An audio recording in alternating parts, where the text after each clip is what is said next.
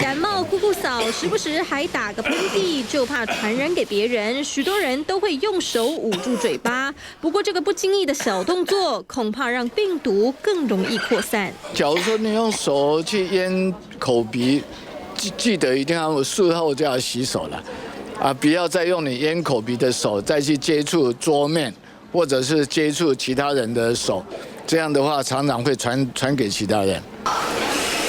咳嗽、打喷嚏，用手捂着口鼻，细菌、病毒通通跑到手上。这时又继续工作、吃东西，反而让病毒散布出去。正确的做法应该是用手肘、手臂挡住口鼻，衣服的纤维可以帮忙锁住病毒。另外，也可以拿张纸巾遮住嘴巴，不过用完之后就得马上丢掉。衣料那个量至少它可以让病毒吸附在身体。在衣服上面，那衣服回到家你就把它换掉，清洗，那并不会传给家里的人，所以大家不要太紧张。适逢换季期间，天气变化大，养成正确的防护知识，就不怕感冒病毒再肆虐。记者林正坚、刘品威台北报道。